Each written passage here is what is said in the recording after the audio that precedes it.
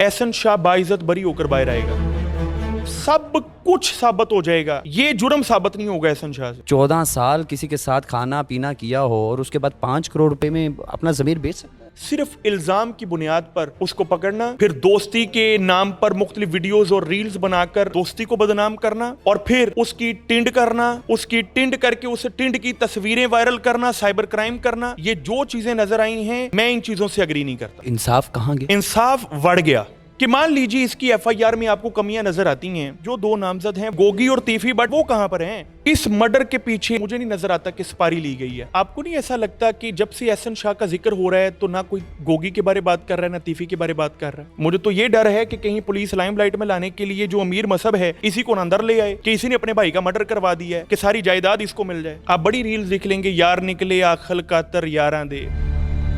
बिस्मिल्लाहिर्रहमानिर्रहीम। अस्सलाम वालेकुम नाज़रीन, आपका मेज़बान ज़ैन इम्तियाज़ आपकी खिदमत में हाजिर और आप देख रहे हैं डेली पॉइंट। नाज़रीन, अमीर बलाज के कत्ल की एफआईआर के हवाले से अगर बात की जाए तो काफ़ी ज़्यादा अफवाहें गर्दिश कर रही हैं कि ये एफआईआर जो है वो उस तरह से नहीं जो है वो डिज़ाइन की गई जिस तरह मुल्ज़िमान को कैफ़े किरदार तक पहुँचाया जाए। एफआईआर काफ़ी लंबी चौड़ी है। इसी हवाले से हमने राबता किया है Abdul advocate Lahore high court, उनसे जानते हैं कि क्या इस एफआईआर में क्या खराबियां हैं, क्या खामियां हैं, क्या इस एफआईआर में जो दफ़ात या जो सेक्शंस ऐड किए गए हैं वो उनसे मुल्ज़िमान को कैफ़े किरदार तक पहुंचाया जाएगा या नहीं। अब्दुल मतीन साहब, सबसे पहले तो ये बताइएगा, क्या एफआईआर आपके सामने है, क्या कोई ख़राबी नज़र आई है, क्या कोई खामी नज़र आई है, मुल्ज़िमान को सज़ा मिलेगी? इस एफआईआर की बात करूं तो 18 फरवरी 2024 का वकूआ है, रात 10 बजे का वकूआ है, 11:45 पे एफआईआर दर्ज हो गई है। आप समझ लीजिए कि 1 घंटा 45 मिनट लगे। अब उस 1 घंटे के अंदर इन्होंने ये भी पता लगाया कि जी 4 बंदे आए हुए थे, उनको ये भी पता लग गया कि किसकी इमा पे हुआ। इसी दौरानिए में उनको ये भी पता लग गया कि बंदा हॉस्पिटल चला गया, वहां पर हॉस्पिटल जाकर ये भी पता लग गया कि बंदा मर गया, और इसी दौरानिए में एप्लीकेशन लिखकर थाने में दे भी दी गई है। इसी दौरानिए में थाने वालों ने उस एप्लीकेशन को एफआईआर में कन्वर्ट भी कर दिया है। इससे ज्यादा एक मदई कुछ भी नहीं कर सकता। आप मेरी बात समझ रहे हैं? हाँ, बंदा मर्डर हुआ होता 18 को, एफआईआर हो रही होती है 28 को, तो फिर तो मैं कहते हैं मदई का कसूर है। ये तो 1 घंटा 45 मिनट में आपके पास जो इंफॉर्मेशन थी आपने पुलिस को दे दी। एफआईआर में कोई कोताही नहीं है। अब कोताही कहां पे है? कोताही है इन्वेस्टिगेशन में। मसला यह है कि पाकिस्तान के अंदर अगर 100 एफआईआर होती हैं तो सजा मिलती है 12 लोगों को। 12 लोगों को सजा मिलती है या उसके ऊपर जो है वो जुर्म साबित हो जाता है? यही तो बात है कि 12 लोगों के ऊपर कन्विक्शन होती है, 12% लोगों पर, कि अगर 100 एफआईआर कटवाई उसमें से 88% एफआईआर के ऊपर कन्विक्शन ही नहीं होती, जुर्म साबित ही नहीं होता। बात यह है कि मान लीजिए इसकी एफआईआर में आपको कमियां नजर आती हैं, तो जो इसके अब्बू का कत्ल हुआ उसकी एफआईआर ठीक थी, उसके जो दादा का कत्ल हुआ उसकी एफआईआर ठीक थी, उन मुल्ज़िमान का क्या हुआ? बात तो कन्विक्शन की है। क्या ये गोगी और तीफी बट इसके अब्बू के मर्डर में नहीं थे? अगर थे तो छूट कैसे गए और आजाद कैसे? सवाल ये है कि पुलिस कब तक अपनी नाकामियों को लोगों की कमियों और कोताहियों और इमोशंस के साथ खेलने का मौका देगी? अब तो पुलिस का काम है ना, इन्वेस्टिगेशन आ गई सीआईए के पास। अब तो सीआईए का काम है कि ढूंढें, तफ्तीश करें कि इस जुर्म के पीछे क्या था। इस एफआईआर में तकरीबन 2 नामजद, 4 नामालूम हैं। ज़िमनी में जिस तरह अभी इंफॉर्मेशन आ रही है, एक करीबी दोस्त एहसन शाह पकड़ा गया है। एहसन शाह की गिरफ्तारी के हवाले से आप क्या कहेंगे? उसके ऊपर जो तफ्तीश हो रही है और जो सोशल मीडिया पर चीज़ें गर्दिश कर रही हैं उसकी तफ्तीश के हवाले से, उस बारे में आपकी क्या? बड़े अफसोस की बात है कि उसकी इंफॉर्मेशन ये निकली पहले कि एहसन शाह की टिंड कर दी गई है। ये इस कदर अफसोस की बात है कि मेरा ये मानना है कि जिन्होंने उसकी टिंड किया उन सब की भी टिंड कर दी जाए। तो तफ्तीश कर रहे थे। यही तो बात है। क्या किसी एक्यूज्ड को, किसी मुल्ज़म को जिसके ऊपर सिर्फ अभी इल्जाम है, जुर्म साबित नहीं हुआ? जुर्म साबित हो तो आप उसका गला काटें। जब जुर्म ही साबित नहीं हुआ तो आपने उसकी टिंड किस हैसियत से की है? आप उसके बाल उतार कर क्या ढूंढना चाह रहे थे उसकी टिंड से? ये बहुत जबरदस्त क्वेश्चन है आपका।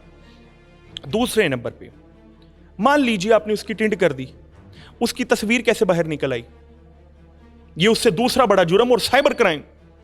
उन सारे तफ्तीशियों को जो इस एफआईआर के पीछे वर्किंग कर रहे हैं, उनको पहले चौक पे लटकाया जाए ना, कि आप ये क्या तफ्तीश कर रहे हैं कि लोगों के जज्बात पहले ही मजरूह हुए पड़े हैं कि एक बच्चे का कत्ल हो गया है।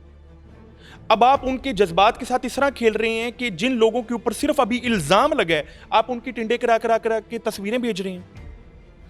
आप तफ्तीश प्रॉपर करें ताकि आज से साल बाद या 2 साल बाद ये जो मुलजमान हैं, इनके पीछे तफ्तीश इतनी प्रॉपर हो कि ये मुजरमान बने हों। तफ्तीश कैसे होनी चाहिए? आप तो बड़े बावसूख तरीके के साथ उन लोगों के ऊपर भी इल्ज़ाम लगा रहे हैं जो तफ्तीश कर रहे हैं। आप कह रहे हैं कि ये कानून के मुताबिक यह गलत तरीक़ेकार है तफ्तीश का, तो भाई तफ्तीश कैसे हो? देखिए, मैं तफ्तीश के इस एफआईआर के पीछे तफ्तीश के तरीक़ेकार की बात नहीं कर रहा। इस एफआईआर में तो तफ्तीश मोर देन इनफ हो गई ना।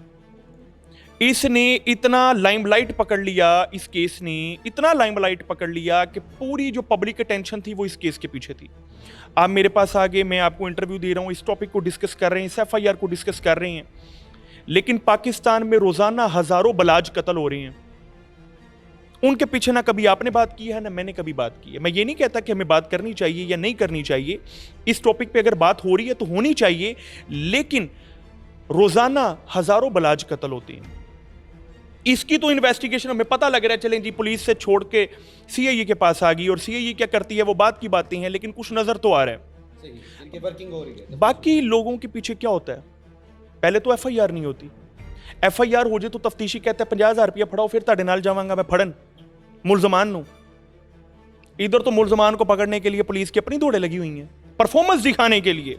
आपने एहसन शाह के वाले से बात की कि एहसन शाह की जो टिंड की गई है या जो उसकी तफ्तीश की गई है वो तरीक़ेकार गलत है या जो भी आप कह रहे हैं, लेकिन लोग तो ये कह रहे हैं कि इसने दोस्ती के नाम पर जो है एतमाद को ख़राब किया, तो इसको तो सरेआम फांसी दे देनी चाहिए, मार देना चाहिए, ये वो सारी चीज़ें ये सोशल मीडिया पर, तो आप तो उसकी खैर खा निकल रहे हैं। देखिए, मैं कभी भी प्रिजम्पशंस पे बात करना पसंद नहीं करता। मुझे इतना जरूर पता है कि आज से 2 या 4 साल बाद ये वीडियो दोबारा आपकी और मेरी निकलेगी, एहसन शाह बाइज्जत बरी होकर बाहर आएगा। इतने दावे के साथ कह रहे हैं? Absolutely right. क्या वजह है? एहसन शाह के पीछे जो कुछ भी है वो सारा सर्कमस्टांशियल एविडेंस है, डायरेक्ट एविडेंस कुछ भी नहीं है। वीडियो कॉल के जरिए बात हो रही है, मुलाकातें सामने आ गई हैं, सब कुछ साबित हो जाएगा, ये जुर्म साबित नहीं होगा एहसन शाह से। क्या वजूहात है? उसकी वजह हमारा तरीक़ाकार, हमारा जुडिशल सिस्टम, हमारा क्रिमिनल जस्टिस सिस्टम, इतने उसके अंदर लूप होल्स हैं। आप देखिए, पाकिस्तान पिनल कोड 1860 से चल रहा है, जिद्दत के मुताबिक उसके अंदर कौन कौन सी अमेंडमेंट होनी चाहिए वो नहीं है। इस पिनल कोड को चलाने के लिए जो प्रोसीजर है वो क्रिमिनल प्रोसीजर कोड है। उस क्रिमिनल प्रोसीजर कोड को अगर आप पढ़ लें तो उस क्रिमिनल प्रोसीजर कोड, वो भी कोई 150 साल पुराना कोड है, उसके अंदर कोई नई अमेंडमेंट नहीं होती। यानी कि एहसन शाह बाइज्जत बरी हो जाएगा। उसकी वजह बड़ी वाजिया है कि उसके खिलाफ कोई डायरेक्ट एविडेंस नहीं है।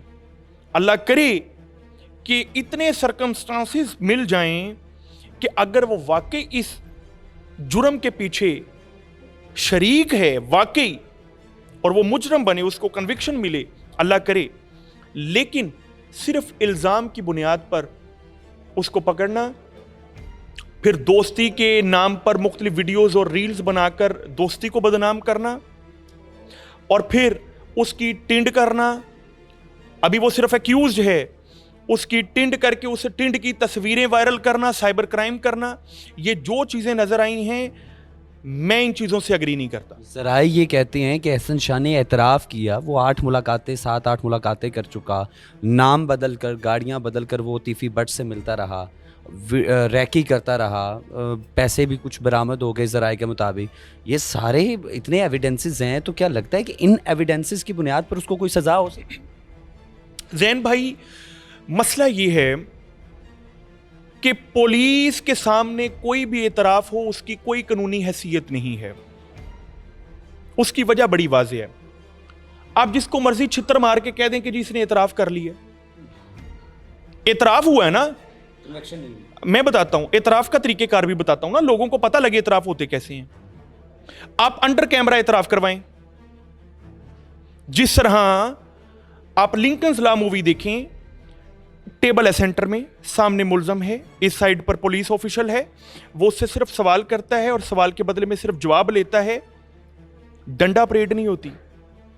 आप डंडे मार मार के अगले को अदमुआ करके इतराफ कर लें, उस इतराफ की क्या अहमियत है?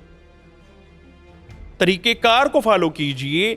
अगर आपको पता था ये लाइमलाइट में केस है, आप अगर उसके इतराफ की एक वीडियो बना लें तो क्या है मजाई का?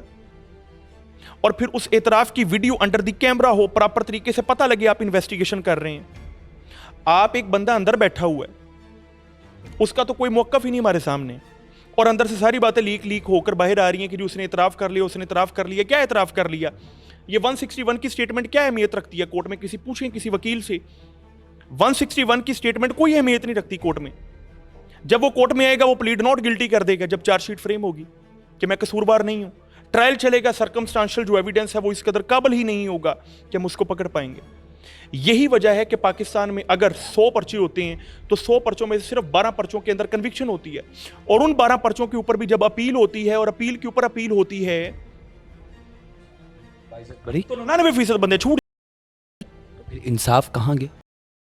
बढ़ गया इस कि हम लाइमलाइट के चक्कर में नहीं करते जिस तरह करने का हक।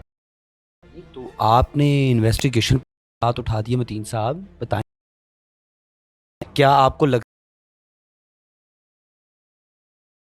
ना करते तो क्या वो एतराफ जुर्म कर लेता? यही तो बात है। क्या आपके कहने का मतलब ये है जैन भाई कि अब एतराफ जुर्म करवाने के लिए टिंडे की जाएं? नहीं, मेरा सवाल ये है कि क्या इस तरह की तफ्तीश के अलावा कोई और तरीके का तफ्तीश का है जो तफ्तीश है? तफ्तीश आज के दौर में कोई कहे कि जी मैंने, तो उसको उसकी अकल को 7 सलाम, एक नहीं 7 सलाम। जदीद टेक्नोलॉजी का दौर है, व्हाट्सएप का दौर है, गूगल का दौर है, लोकेशंस का दौर है, सीडीआरस का दौर है, सर्कमस्टांसेस का दौर है। ऐसा दौर है जिसके अंदर आप सिर्फ सवाल ऐसे पुट कर दें और उसके सामने इतनी चीजें रख दें, यस आप मार मार के इतराफ करवाएंगे। मार कर इतराफ करने का मतलब यह है कि आपको इन्वेस्टिगेशन नहीं करनी आती। सर अभी जिस तरह ये 302 का मुकदमा है, अमीर बलाज का कत्ल हो जाता है, दोस्त के ऊपर इल्ज़ामात है, ना सिर्फ एक बल्कि उसने 2-3 और दोस्तों के नाम भी सामने ले आए हैं। मुझे ये बताइएगा, आपने कहा कि तफ्तीश के तरीक़ेकार चेंज हो, इस तरह के जो इन्वेस्टिगेशन का तरीक़ाकार है इसमें भी इंसाफ मिलते मिलते उनको अरसा लग जाता है, तो जो आप तरीक़ाकार कह रहे हैं वो तो फिर बाप का केस जो है वो परपोता जाकर उसको इंसाफ। जैन भाई मज़े वाली बात ये है कि आप अगर इस FIR की बात करते हैं, आप यही कह रहे हैं ना इस FIR में बड़े मसले हैं, यही कह रहे हैं ना? मेरा मसले से नहीं, लोग कह रहे हैं इसमें बड़े मसले हैं। अब मुझे सिर्फ ये बता दिया जाए कि इस FIR में टोटल मुल्ज़मान कितने हैं? 2 नामजद और 4 नाम मालूम। अब जो 2 नामजद हैं मुझे उनका नाम बताइए। तीफी भट्ट और गोगी। क्या तीफी भट्ट और गोगी भट्ट पकड़े गए हैं? तो फरार है। यही तो बात है कि जिनका नाम है वो पकड़े नहीं गए, जिनका नाम नहीं है उनकी टिंडें भी हो रही हैं, उनके इतराफ भी आ रहे हैं, उनका सब कुछ आ रहा है। जो 2 नामजद हैं वो कहां पर हैं? सवाल ये है। वो एयरपोर्टों भज गया, वो उधरों भज गया और रोपोश हो गया। आज के दौर में आप जहां पर बंदे को कहीं से भी ढूंढ के निकाल लाते हैं, वहां पर तीफी भट्ट और गोगी भट्ट कहां पे हैं? ये बहुत से सवालात हैं। मैं उम्मीद करता हूं कि आपके मेरे इस इंटरव्यू से लोगों को पता लगे ये तफ्तीश नहीं होती, मसला FIR में नहीं होता, मसला इन्वेस्टिगेशन में होता है। और इन्वेस्टिगेशन का मतलब ये नहीं है कि आप किसी भी बंदे को पकड़ के उसकी टिंड करवा कर लोगों के गुस्से को ठंडा करने की कोशिश करें। लोगों का गुस्सा तब ठंडा होगा जब जो 2 बंदे नामजद हुए हैं ये गिरफ्तार करके लाए जाएं। तो उनके वालिद के जो कत्ल में मुलव्विस ये मुल्ज़मान थे, आज तक ये पकड़े नहीं गए और आज तक इनको इंसाफ यानी कि अमीर बलाज की फैमिली को नहीं मिला। तो क्या लगता है कि आने वाले चंद सालों में भी बस साबित हुआ कि लाइमलाइट के चक्कर में वक्ती तौर पर बातें बहुत होती हैं, लेकिन असल मुजरमान घूम रहे होते हैं, और जो सिर्फ मुल्ज़मान होते हैं उनको मुजरम बनाकर कौम के सामने पेश कर दिया जाता है ताकि जो वक्ती जज्बात कौम के इंस्टिगेट हुए हैं उनको ठंडा किया जा सके। Please try to understand. लोग तो ये कह रहे हैं कि ये एक ऐसा केस है, केस शुरू होते साथ ही ख़त्म हो गया, कातिल वहीं पर मारा गया, फायर मारने के बाद अमीर बलाज को उसका वहाँ पर मर्डर कर दिया जाता है, तो आगे केस किस तरफ जाएगा? एक चीज़ बड़ी वाज़ेह है, मेरा ना तो बलाज फैमिली से कोई ताल्लुक़ है, ना मेरा गोगी फैमिली या तीफी फैमिली से कोई ताल्लुक़ है। एक चीज़ बड़ी वाज़ेह है, इस मर्डर के पीछे अगर मैं अपना जुडिशियल माइंड इस्तेमाल करूं तो मुझे नहीं नजर आता कि सपारी ली गई है। ये तो इतनी गर्दिश कर रही है, 5 करोड़ रुपया, तो वो जस्ट यही तो बात है। आप इस चीज़ से इख्तिलाफ कर रहे हैं? कोई बंदा भी इस तरह आकर शादी के मौके पर कत्ल करके गया है, उसकी उम्र 40 से 50 साल के करीब है, उस बंदे ने मर्डर किया, उसको पता भी है इसके साथ 10 से 15 बंदे हैं, मैं भी कत्ल हो जाऊंगा, ये ज़रूर कोई पर्सनल ग्रज थी उस बंदे की उसके साथ, जिसमें नामजद हुए हैं बाकी बंदे भी। लेकिन मैं फिर प्रिजम्पशन पे बात नहीं करता, इन्वेस्टिगेशन करें। बात फिर वही आ गई ना, जिस तरह आपने बताया कि उस जाती रंजिश भी हो, कातिल ने कत्ल किया और बाद में उसको मार दिया गया, केस कहाँ गया? यही तो बात है। फिर केस खत्म हो जाना चाहिए अगर ये इन्वेस्टिगेशन में साबित हो जाए कि कातिल का कोई पर्सनल ग्रज था इसके साथ। और जो सहूलतकार थे उनका आप जरा चेक कीजिए ना जैन भाई कि अमूमी तौर पर जो ये जो कत्ल होने आया था या कत्ल करने आया था ना, ये ना सिर्फ कत्ल करने आया था बल्कि कत्ल होने भी आया था। कत्ल होने सुपारी वाला नहीं आता, कत्ल होने वही आता है ਜਿਹੜਾ ਕਹਿੰਦਾ ਕਿ ਇਹਨੇ ਮੇਰੇ ਨਾਲ ਉਹ ਜ਼ਿਆਦਤੀ ਕਰਤੀ, ਇਹਨੇ ਜਾਂ ਇਹਦੇ ਅੱਬੇ ਨੇ कि ਇਹਨੂੰ मैं मारना है तो मेरी जिंदगी के सारे गम पूरे हो जाने ने। इसका मतलब आप कह रहे हैं कि तीफी बट और गोगी बट वो सारे बेगुनाह हैं इस केस में? और बेगुनाह तो कहा ही नहीं, मैंने तो अपना जुडिशियल माइंड इस्तेमाल करके आपके सामने रखा है जो मुझे नजर आ रहा है। यानी कि वो जाती रंजिश हो सकती है, लेकिन तीफी बट और गोगी बट का कोई किरदार नहीं है इसमें, उनकी तो खानदानी दुश्मनी भी नहीं कहूँगा, खानदानी दुश्मनियाँ तो बड़ी हैं। हमने तो हज़ारों पर्चे पढ़े हैं कि जिसमें कोई बंदा इन्वॉल्व नहीं भी होंदा ते ओनू एनू भी पालो ते ओनू भी पालो ते ओनू भी पालो। FIR फिर तफ्तीश में वो बरी नहीं हो जाते? क्योंकि यही तो बात है, यही तो बात है कि आज तक जो मसले मसाइल आ रही हैं कि ना लोगों की अकल पे हदायत आ रही है कि यार मैं सिर्फ सीधी और सच्ची बात कानून को बताऊं, और ना कानून सीधी और सच्ची बात पर अमल दरामद करते हुए नजर आता है। यही मसला है, क्योंकि इन्वेस्टिगेशन में और जुडिशियल सिस्टम में मसले हैं, इसलिए लोग सबके नाम डाल देते हैं। चलो 2 साल तक रगड़ा खान के नाम। को नहीं लगता कि ऐसन 14 साल की पुरानी रफाकत दरीना दोस्ती, 14 साल किसी के साथ खाना पीना किया हो और उसके बाद 5 करोड़ रुपए में अपना ज़मीर बेच सकता है? किसी की गवाही देना बहुत मुश्किल है कि वो इसमें मुलव्वस था या नहीं था। मुझे ऐसा नज़र आता है कि एहसन शाह इसके अंदर, मुझे ऐसा नज़र आता है कि बरी हो जाएगा। वो तो आपने बता दिया बरी हो जाएगा, लेकिन मेरा सवाल ये है कि लोग ये कह रहे हैं कि एहसन शाह ने 5 करोड़ रुपए के इवज़ अपने दोस्त की कुर्बानी दी है, गद्दारी की है, दोस्ती के नाम पर ये धब्बा है, इस तरह की जो चीज़ें। आपको नहीं ऐसा लगता कि जब से एहसन शाह का जिक्र हो रहा है तो ना कोई गोगी के बारे बात कर रहा है, ना तीफी के बारे बात कर रहा है? ऐसा नहीं लग रहा? क्या लगता है कि केस को डाइवर्ट किया जा रहा है? आपको नहीं लगता? मेरा सवाल है। आप मुझे बताइए, आपको नहीं लगता कि जो मेन मुल्जमान जो नामजद हैं उनके बारे तो बात ही नहीं हो रही? कहानी नामालूम की तरफ सारी तो एहसन शाह की तरफ चलेगी है। तो इसके अलावा एहसन शाह ने अभी रिसेंटली 2 और दोस्तों का भी नाम बताया है एहसन शाह ने ज़राए के मुताबिक। अब जो बलाज के पीछे वर्किंग करने वाले लोग थे, बलाज को सपोर्ट करने वाले लोग थे, उन सब को ही डंडा दे दिया जाएगा तो पीछे वर्किंग करने वाला कौन रह जाएगा? मुझे तो ये डर है कि कहीं पुलिस लाइमलाइट में लाने के लिए जो अमीर मसहब है इसी को अंदर ले आए कि इसी ने अपने भाई का मर्डर करवा दिया है कि सारी जायदाद इसको मिल जाए। अब तो पुलिस ने, ये यकीनी बात है कि अब तो पुलिस ने फैमिली को भी इंटरोगेशन का हिस्सा बना लिया, इन्वेस्टिगेशन का हिस्सा बना लिया। आप बड़ी रील्स देख लेंगे, यार निकले आखल कातर यारां दे, बड़ी रील्स देखेंगे आप। क्या ये समझती हैं कि अगर एहसन शाह की लास्ट वीडियो कॉल, मुलाकातें और रैकी की पैसों की वजह इतना बड़ा कदम उठाया जा सकता? साबित होगा तब है ना। अभी तो आपने भी बात सुनी और मैंने भी सुनी। अगर साबित हो जाता है, आपका माइंड क्या कहता है? तो आपसे सवाल है, अगर 14 साल बाद उसने ये हरकत करनी थी तो 14 साल पहले भी हो सकती थी ना। उस वक्त मौका नहीं मिला। और क्या जरूरी था कि एहसन शाह से सारी इंफॉर्मेशन ली जाती? एहसन शाह सऊदी अरेबिया में बैठकर कॉल्स करके घर में रह रहे हैं, अपने घर में वो घर से कब निकलता है, कब बाहर निकलता है, ये पता लगाना कितना मुश्किल काम है। आसान है, तो उसके लिए उसके दोस्त को 5 करोड़ देने की क्या जरूरत है? कोई वजह होगी। वो शादी पे जा रहा है, वो शादी पे जा रहा है, ये पता लगाना कितना का बड़ा काम है? मुश्किल तो है ना, उसके पर्सनली लोग जानते हैं। कोई बड़ा काम नहीं है। मुझे ये पूरा इलाका मेरा जानता है कि जी मैंने कितने बजे कोर्ट के लिए निकलना है, कब मैंने वापस आना है। नहीं, आपकी तो कोई खानदानी दुश्मनी नहीं है ना। मेरे एसोसिएट से इंफॉर्मेशन लेने की किसी को जरूरत नहीं है। क्या लगता है कि केस को डाइवर्ट किया जा रहा है? यार लगता क्या है, आप देखें गोगी और तीफी के बारे कौन बात कर रहा है, कौन बात कर रहा है कि उसको पकड़ के लाओ?